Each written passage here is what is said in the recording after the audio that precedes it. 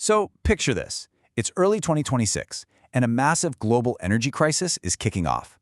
Right in the middle of it all is one company. And instead of choosing a side, fossil fuels or renewables, they basically said, you know what? We'll take both. This is the wild story of TotalEnergies, the French energy supermajor with one foot in the past and one foot hurtling towards the future. And really, it all comes down to this one huge question. Is it actually possible for a company to cash in on an oil shock with one hand while using that money to fund a massive green energy pivot with the other? I mean, it sounds like a total contradiction, right? But for TotalEnergies, this might just be the strategy that defines our era. Okay, so to really get what's going on here, we have to rewind to the first few months of 2026.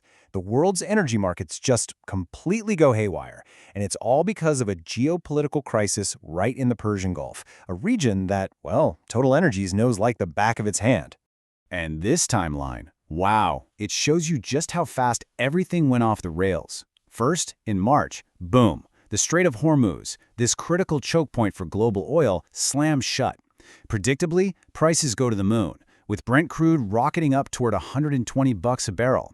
But then, look at these dates. A ceasefire gets announced on April 7th, and the very next day, the market doesn't just fall, it absolutely collapses. It was one of the steepest drops we've seen in decades.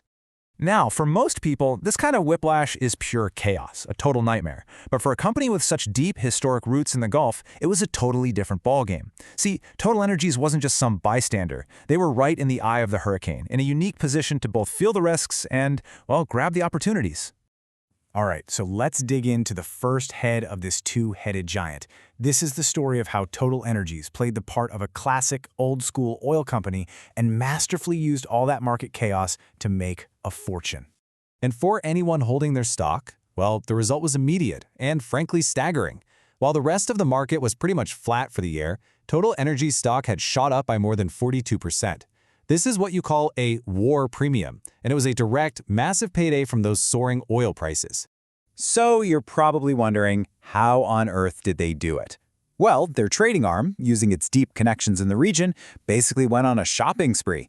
They bought up huge amounts of crude oil from the UAE and Oman, placing themselves perfectly to profit from the whole situation.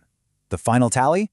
A reported profit of a staggering 1 billion euros.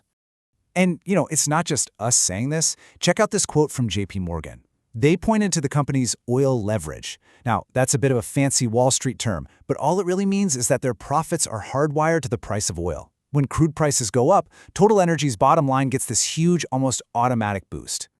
But here's the thing. It wasn't just about making a quick buck from the trading chaos. They were playing the long game, too. Even with all this going on, they were busy merging their UK operations to create this new powerhouse, NEONEXT Plus. It instantly became the biggest independent oil producer in the region. They were squeezing every last drop of value out of their traditional business. Thank you for watching. Please like and subscribe to our channel. Okay, so that's one side of the coin, profiting from an oil crisis. Pretty classic stuff. But that is only half the story, because at the exact same time, TotalEnergies was pulling off this stunningly aggressive pivot into green energy, something that seems like, well, the complete opposite of its oil-soaked image. Right. So if the story ended right there, you just say, okay, another oil major getting rich off a crisis. What's new? But it doesn't end there, because while all that oil drama was unfolding, the company was placing one of the biggest bets on green energy in its entire history. On April 2nd, get this, with oil prices still through the roof, they announced this massive $2.2 billion partnership with Masdar, Abu Dhabi's own renewable energy champion. The timing is just incredible, right? It was this clear message that their real strategy was about way more than just the immediate oil shock. And this wasn't some small side project. I mean, look at the scale of this thing. They basically merged their renewables business across 9 key Asian countries, the part of the world where all the future demand for electricity is going to come from. They immediately got 3 gigawatts of projects up and running, with a plan to add another 6 gigawatts. This is a long-term play for dominance. And you gotta understand, this huge Masdar deal, it wasn't a one-off. It was part of a much bigger picture. They were signing huge deals with Google to power data centers with solar. They were locking in low-carbon nuclear power for their own facilities in France. They even launched a major new plastics recycling plan. This is a company in the middle of a massive transformation. So what gives? How do you square these two things? An oil giant cashing in on a crisis and a green energy pioneer, all in one company? Well, that brings us to the synthesis, how they've created this new kind of beast, a two-headed energy giant. And this, right here, is the absolute heart of their strategy. On one side, you've got the old guard, the oil and gas business run to generate just enormous amounts of cash. On the other side, you have the new kid on the block, a low-carbon future, with a goal of hitting 100 gigawatts of renewable power. And here's the crucial part. The oil money is directly paying for the green future. One funds the other. So this is what they call themselves now, an integrated multi-energy company. And listen, this isn't just some clever marketing slogan. It's a total rethink of what an energy company can even be. It signals a future where they plan to be a huge player in, well, every kind of energy. And if you're wondering what makes all of this possible, what fuels this whole crazy engine, it's this number right here. Their oil business is so incredibly efficient that they break even on cash at under $25 a barrel. Basically, as well as oil is selling for more than that, they are just printing money. And that cash, well, that's what's funding their entire green revolution. Which, of course, brings us to the big $200 billion question. For anyone investing in this company, for the entire industry, this is what it all comes down to. Is this dual strategy a brilliant blueprint for the future, or is it just an incredibly risky high-wire act?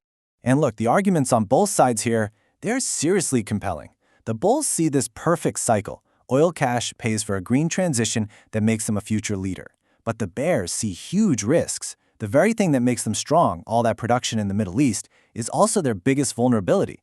The refineries are physical targets, and you've got rising carbon taxes in Europe that threaten to eat away at the very profits that are supposed to be funding this whole transition.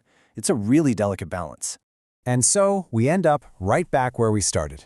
Is this the genius blueprint for how an old energy company survives and actually thrives in the 21st century?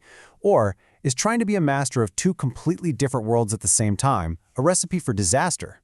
The answer is going to define not just this one company, but maybe the future of the entire energy industry.